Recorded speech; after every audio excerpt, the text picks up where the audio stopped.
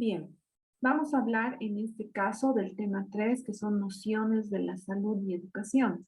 Es importante cuando trabajamos el área de psicomotricidad relacionar conceptos asociados propiamente a la salud y la educación. No nos olvidemos que cuando hablamos de psicomotricidad hablamos de un ser biopsicosocial, biológico que puede tener demandas salubres por enfermedad, por discapacidad, o por lesión, y social, cognitivo, el cual debe incluir en su formación conceptos de educación, de formación emocional, cognitiva y social.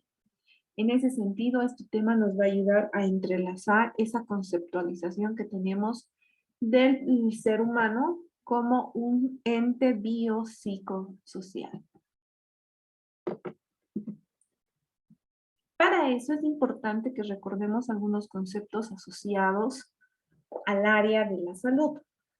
La Organización Mundial de la Salud, como ustedes pueden observar en su pantalla, define a la salud como un estado completo de bienestar físico, mental y social. ¿Qué quiere decir? Cuerpo físico, considerando todos los sistemas y órganos de nuestro sistema. Mental, las capacidades que tenemos en relación a la realidad, al desempeño, a la cognición y a la adaptación propia y con nuestro entorno. Y social, a la interrelación que tenemos como seres humanos. Y asimismo, la Organización Mundial de la Salud no solamente conceptualiza a la salud como la ausencia de enfermedades. Muchos de nosotros creemos que salud significa no estar enfermo, ¿no? Y consideramos a la enfermedad solamente como algo físico. El filósofo Gregorio Piedrola, que es un salubrista que habla de las definiciones acerca de la salud, en este caso nos inspira considerando que la salud es algo que todo el mundo lo tiene hasta el momento, pero que en algún momento también lo pierde, ¿no? Esto hace referencia a que nosotros nacemos con un estado físico, mental y social equilibrado, pero en algún momento de nuestro desarrollo esto se va alterando a factores internos o externos a los que estemos expuestos. Por lo tanto, la salud de la persona está asociado a la mente, pero también está en relación con la muerte. O sea, si bien en algún momento nuestro estado de salud es óptimo, definitivamente va a haber un proceso de decline que directamente nos va a llevar a perder la vida. Por eso, salud va a tener como antónimo a la muerte y es parte del proceso de tener una buena salud o tratar de mantenerla para evitar o retardar este proceso. Pedro Laín Delgado nos habla sobre 5 criterios que debemos considerar acerca de la salud. Vamos a hablar del criterio morfológico. El criterio morfológico habla acerca de el equilibrio que deben haber entre todas las estructuras corporales, considerando los sistemas y aparatos de nuestro cuerpo. Un equilibrio de la funcionalidad de estos nos va a dar un criterio morfológico acerca de la salud. Tenemos también un criterio etiológico. Muchas de las personas adquieren una patología o una lesión, por ejemplo el cáncer, por una mutación morfológica de origen genético, ¿no? O puede ser una lesión o una enfermedad como el melasma, que es la hiperpigmentación en la piel, que tiene un origen de exposición solar, una exposición térmica, una acción externa. Entonces, para hablar de salud tenemos que ver cuál es el criterio que está afectando a nuestro sistema o a nuestro organismo. El criterio funcional habla de que nosotros vamos a estar equilibradamente sanos mientras tengamos hábitos de ejercicio, alimentación, horarios de descanso, horarios laborales, etc. Si alguno de estos llega a alterarse y no tenemos una actividad física o no nos alimentamos bien, nuestra funcionalidad como seres humanos va a ser alterada. El criterio utilitario hace referencia a que todas las personas tenemos que tener un fin o un desarrollo beneficioso, no solamente personal, sino también social. ¿Qué quiere decir? Que nosotros tenemos que desempeñarnos y desenvolvernos en nuestro entorno para generar acciones motoras que puedan satisfacer nuestro ego personal al ser útiles en nuestra sociedad, al desarrollarnos de manera efectiva con nosotros mismos y con nuestro entorno. Aquellas personas que no tienen y no cumplen una función en la sociedad se convierten en personas antisociales, las cuales pueden llegar a cometer crímenes o pueden estar absorbidos en un vicio, en una droga, etc. Entonces, ese es un criterio utilitario. Mientras más útiles seamos en nuestro entorno, también va a ser más favorable nuestro desempeño físico, social y mental. Por lo tanto, vamos a ser personas, entre comillas, estables. Y el criterio comportamental o conductual es el que nos dirige considerando las emociones y los sentimientos que tenemos como seres humanos. Si nuestra conducta y nuestro comportamiento es positivo, conforme a las normas sociales, conforme a los parámetros establecidos en el entorno en el que nosotros nos desarrollamos, con una actitud positiva, siempre considerando salir adelante en todos los aspectos, viendo el beneficio de cada situación y no así la parte negativa, obviamente nuestro desempeño en la sociedad va a ser mucho más equilibrado. Ahora, por lo tanto, van a existir tipos de salud. Vamos a hablar de la que todos conocemos, que es la salud física. Hace referencia a un buen estado funcional y desarrollo normal de todas las estructuras humanas, o sea, sistema respiratorio, circulatorio, locomotor, etc. Si hablamos de salud mental, estamos hablando de un criterio de bienestar en el cual la persona o el individuo maneja sus propias capacidades y a partir de eso es capaz de afrontar cualquier situación anormal durante la vida, durante su actividad productiva, tratando siempre de contribuir a su comunidad o entorno. Por lo tanto, la salud está determinada por factores socioeconómicos y ambientales. Obviamente, si nosotros tenemos un sistema económico, entre comillas, adecuado, pertinente, entonces vamos a tener condiciones ambientales de desempeño mejor, que quiere decir tener una casa, pertenecer a un barrio, poder socializar con los vecinos, los cuales están también socioeconómicamente estables y con ciertas similitudes a las nuestras. Entonces, esto va a permitir que nosotros tengamos una conducta oportuna, ¿no? Entonces, si yo pertenezco a cierto tipo de clase social, la cual está dentro de todos los parámetros entre comillas, estables, entonces obviamente voy a tener un desempeño, entre comillas, normal. Ahora, cuando hablamos de salud física, que les había dicho que tiene que ver con todas las estructuras humanas, es importante considerar que como seres humanos nosotros tenemos que estar en actividad física por lo menos 150 minutos a la semana. Tratar de fortalecer nuestra musculatura 2 veces a la semana y evitar estar eh, en sedentarismo. Para eso es importante formar grupos etarios en los que incluyan niños, adolescentes, adultos jóvenes, y esto sea una acción incluyente para realizar actividad física al menos de una hora semanal.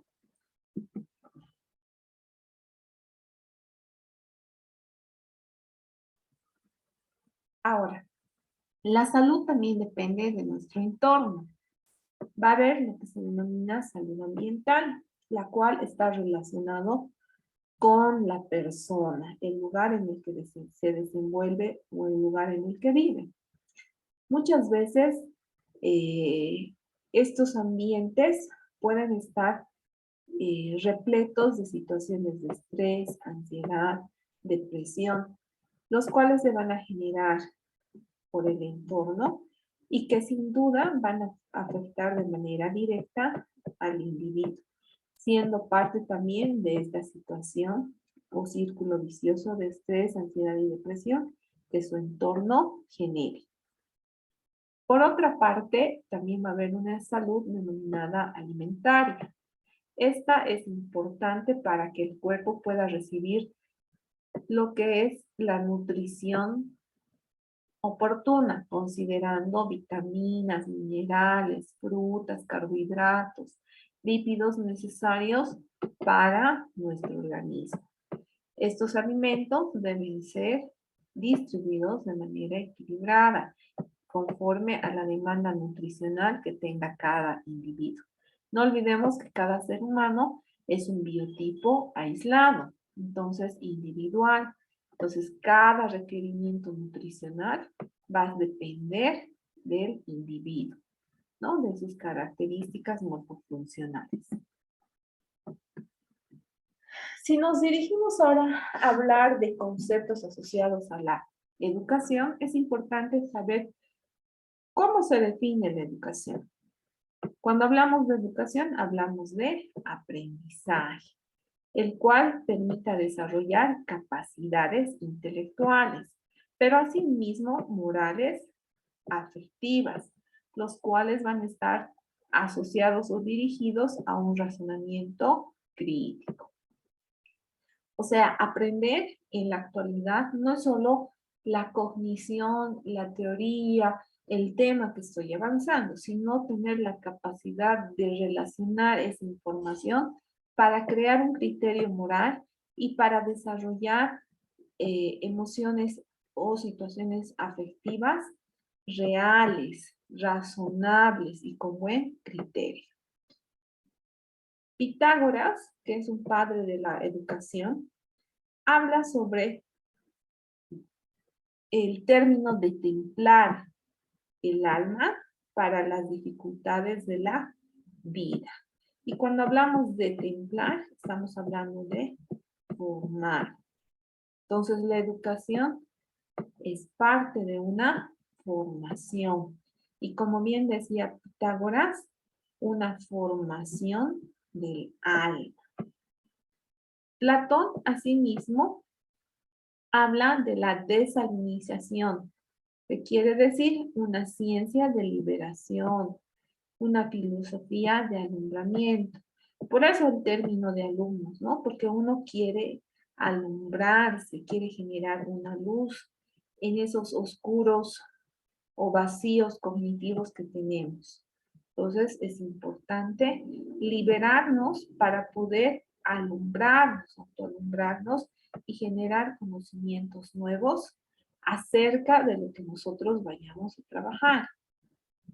Aristóteles también maneja el término de educación, considerando el carácter material que tiene este término y el cual se relaciona con el individuo, pero también con su entorno, para poder así formar un hombre con características integrales y completas. Piaget habla de la educación considerando también el forjar individuos autónomos, intelectuales, con características morales respetables, además con empatía al prójimo y en la virtud de la regla de la reciprocidad. ¿Qué quiere decir eso? Que yo actúo de buena manera bajo todos los principios y normas morales con mi entorno y mi entorno me va a devolver de manera recíproca esa acción que yo estoy teniendo. Es como decimos, yo doy lo que merezco, ¿no es cierto? Entonces uno espera esa reciprocidad de su entorno. Copperman habla de la educación como una acción producida según las exigencias de la sociedad para formar individuos en su ideal que se tiene como hombre, ¿no? Tratamos de formar considerando los ideales que tiene esta sociedad acerca de lo que es el ser humano, ¿no? Es como en algunas familias. Eh, Algunos tienen como ideales que todos sean doctores, ¿no es cierto? Que estudien medicina, ta, ta, ta. Ese es su ideal como comunidad. Y todos los miembros de la familia, todos los hermanos, entonces piensan que el ideal de formación es ser médico. Otros piensan sobre lo que es la posición económica, ¿no?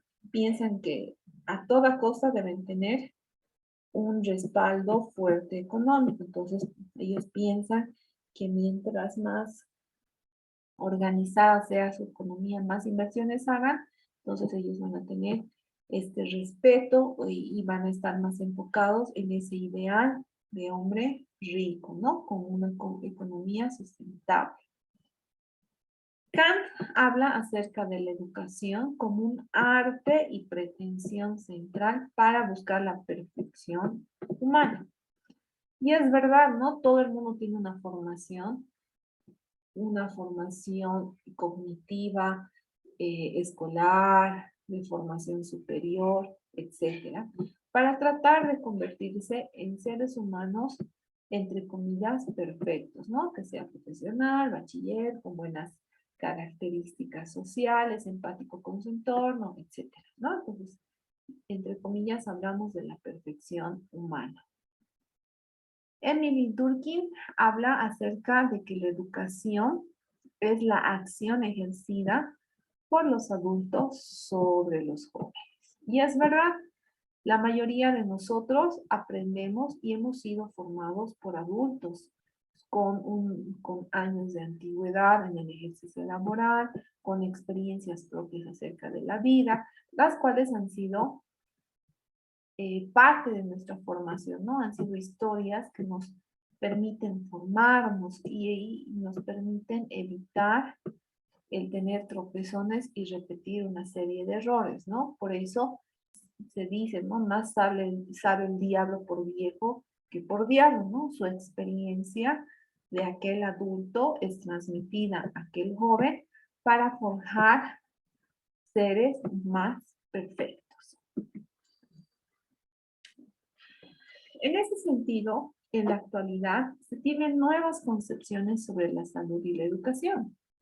El objetivo de tener estas nuevas concepciones es generar conciencia acerca de la educación, demostrando que se puede integrar una enseñanza en cuanto a la teoría y la pedagogía, considerando niveles de educación superior. Asimismo, las nuevas tecnologías de educación van a fortalecer la enseñanza y el aprendizaje, las cuales van a ser oportunas y de acceso directo. ¿Para qué? Para desarrollar habilidades colaborativas o inculcar valores, entre otros. Entonces, esta es una construcción del ser humano para formar, entre comillas, un entorno ideal, aceptable, con las reglas morales establecidas y bajo un criterio de conocimiento y aprendizaje. Por lo tanto, cuando relacionamos salud y educación, vamos a ampliar nuestros hábitos de conocimiento y enseñanza más allá de lo tradicional. Asimismo, nos va a permitir formular lo que es la integración de la teoría con la práctica, incrementando el acceso a la educación y fomentando la interactividad. Por otra parte, simplifican la acción de compartir materiales educativos, tanto con lo que es los docentes hacia el alumnado. Invitan a seguir aprendiendo y desarrollando conocimientos acerca de mejorar habilidades extraídas de libros, de fuentes bibliográficas que sean bajo un respaldo científico siempre. Por otra parte, va a facilitar la conexión y la participación entre centros educativos y estos con la interacción de la población y los centros de salud. ¿Por qué es importante hablar de salud y educación? No nos olvidemos que nosotros en psicomotricidad manejamos el área cognitiva, pero no solamente por un aprendizaje motor, sino que el conocimiento, el aprendizaje que tenemos del día a día, de la parte teórica de la vida, no solamente educativa, sino de conocimiento superior, nos va a permitir reflejar en nuestros actos motores ese aprendizaje. ¿De qué va a tratar este proceso? De que si yo tengo buen desempeño en la parte cognitiva, me intereso y estimulo las funciones cerebrales superiores para tener un aprendizaje teórico de ciertos temas, ese aprendizaje teórico se va a convertir en respuestas motoras. Por eso cuando yo estimulo a un niño y quiero enseñarle, por ejemplo, a caminar, el caminar requiere de una parte cognitiva, hasta para dar los comandos verbales. Un paso, dos pasos, izquierda, derecha, arriba, abajo. Entonces, esos comandos verbales necesitan de bases cognitivas, de bases formativas que tal vez en la escolaridad el niño ha llevado. Y que si no las ha llevado, vamos a tener que, como psicomotricistas, tratar de estimular y también generar ese aprendizaje que nos lleve a transmitirlo en una actividad de estimulación como la marcha, ¿no? Para que se conviertan estos conceptos y estos términos en parte del conocimiento del niño para poder eh, corresponder al comando verbal, ¿no? Como les decía, marcha hacia la izquierda, marcha hacia la derecha, dos pasos adelante, dos pasos atrás. Entonces necesitamos de ese proceso de educación que haya tenido el niño. Ahora, cuando también desarrollamos actividades psicomotrices, nosotros como terapeutas tenemos que también tener un nivel de educación. O sea, ¿qué quiere decir eso? Que mi niño tiene que generar un aprendizaje de esa actividad motora que estamos trabajando.